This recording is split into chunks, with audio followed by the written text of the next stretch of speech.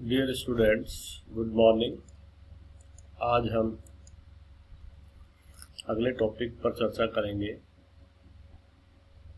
आज का टॉपिक है भारत में जनसंख्या, साइज और उसकी संरचना। Population in India, its size and composition. As you know that India is the second largest populous country in the world. Bharat दुनिया का जनसंख्या के मामले में दूसरा सबसे बड़ा देश है।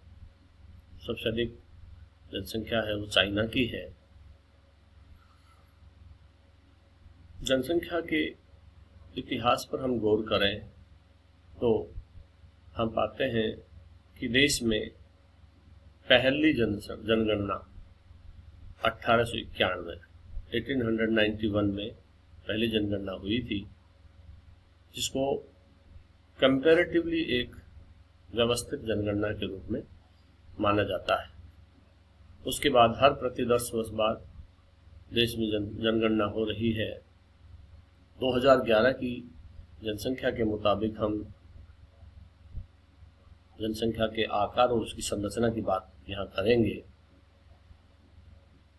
जैसा कि आपको भी मालूम है कि 2011 के अनुसार भारत की जनसंख्या 121 करोड़ से भी अधिक थी। 121 करोड़ यानी दुनिया के सबसे बड़े, चाइना के बाद सबसे बड़े जनसंख्या वाले देश के रूप में हम जाने जाते हैं। इस 121 करोड़ जनसंख्या में यदि महिला और पुरुषों के आधार पर बात करें तो लगभग 62 करोड़ से अधिक पुरुष और 58 करोड़ से अधिक महिलाएं हमारे यहाँ जनसंख्या का हिस्सा बनाती हैं। यदि जनसंख्या को वैश्विक परिदृश्य में हम तुलना करें तो हम पाते हैं कि दुनिया की लगभग 17% आबादी हमारे यहाँ निवास करती है। यानी चाइना के बाद हम दूसरा बड़ा कंट्री है और यहाँ दुनिया की 17% आबादी निवास करती है, जिससे जाहिर है कि हमारे यहाँ जनसंख्या का बहुत बड़ा प्रेशर है, बहुत बड़ा दबाव है। और इसको दूसरे वर्ड्स में भी कहा जा सकता है कि जनसंख्या एक विस्फोट की स्थिति है। इसके अलावा एक दूसरी बात इसी परिप्रेक्ष्य में भी कही जा सकती है कि हमारे पास दुनिया का we have 2.4% of world area, यानी दुनिया का हमारे पास 2.4% ज्योग्राफिकल हिस्सा है और दुनिया का 1.5% इनकम हमारे यहाँ पाई जाती है, हमारे यहाँ मिलती है। ऐसी स्थिति में आप अनुमान लगा सकते हैं कि 2.4% ज्योग्राफिकल एरिया है, दुनिया की आय का 1.5% हमारे यहाँ है और जनसंख्या उससे कहीं अधिक अनुपात में यानी 17% के आसपास, 16-17% के आसपास यह पाई जाती है। तो इससे पता चलता है कि हमारे यहाँ जनसंख्या का साधनों पर बहुत अधिक दबाव है और जिसके चलते अनेक तरह की समस्याओं का सामना करना पड़ता है। इसके बाद में हम नेक्स्ट बात करते हैं कि यदि 2011 की जनगणना को स्टेट वाइज देखा जाए तो हमारे यहाँ 2011 में यूपी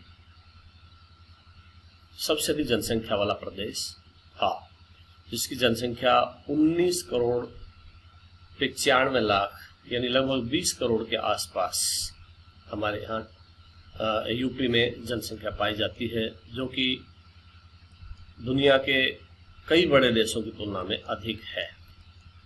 इसी तरह से हम अन्य राज्यों की बात करें तो उसमें महाराष्ट्र कर्नाटक और बिहार, जो प्रति राज्य के हिसाब से यदि देखा जाए तो 10 करोड़ से भी अधिक लोग वहाँ निवास करते हैं, जिससे जनसंख्या के जनाधिक्य का पता चलता है। और इसी तरह से यदि हम सामूहिक तौर पे बात करें in aggregate terms, then more than half of the country's population is concentrated around 5 major states, namely Maharashtra, Uttar Pradesh, West Bengal, Bihar and Andhra Pradesh. यानी ये 5 राज्य ऐसे हैं जहां देश की आधे से भी अधिक आबादी यहाँ निवास करती है। इस तरह से कहा जा सकता है कि जनसंख्या का आकार बहुत विस्तृत है, राज्यवार भी देखा जाए तो भी बहुत विस्तृत है, यदि हम एज वाइज बात करें तो भी बहुत विस्तृत है, सेक्स वाइज बात करें तो भी बहुत विस्तृत है, और यदि रेजिडेंस वाइज बात की जाए तो भी बहुत अधिक है। ऐसी स्थिति में जनसंख्या नियंत्रण के उपाय बहुत आवश्यक हो जाते हैं। इसके बाद एक हमने यहाँ ग्राफ लिया है, वो ग्राफ ये बताने के लिए पर्याप्त है कि दुनिया में किस कंट्री का जनसंख्या में कितना हिस्सेदारी है। ये ग्राफ ये बताता है कि सबसे अधिक चाइना की जनसंख्या है, जो दुनिया की आबादी का 5वां हिस्सा लगभग, यानी 19.4% आबादी चाइना में बसती है। उसके बाद इंडिया की बारी आती है। इंडिया में लगभग 17% से भी अधिक आबादी दुनिया की निवास करती है, यानी कुल मिलाकर के लगभग 37-38% आबादी दुनिया की चाइना और इंडिया दोनों में निवास करती है। इससे पता चलता है कि यहाँ दुनिया की कितनी अधिक जनसंख्या है। उसके बाद में दूसरे कंट्रीज की हम बात कर लेते हैं, जिसमें यूएसए की भागीदारी है लगभग 4.5% के आसपास, इंडोनेशिया की भागीदारी है 3.4% के आसपास, ब्राजील की भागीदारी है 2.8% के आसपास, और पाकिस्तान की भागीदारी है 2.7% के आसपास। इस तरह से दुनिया के और छोटे छोटे देश हैं जिनकी विश्व जनसंख्या में भागीदारी है, लेकिन भारत की भागीदारी चाइना के बाद सर्वाधिक है, जो अपने आप में गंभीर चिंता का विषय है।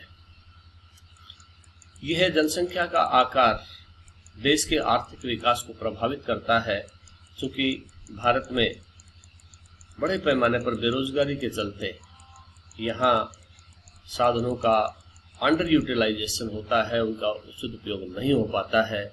ऐसी स्थिति में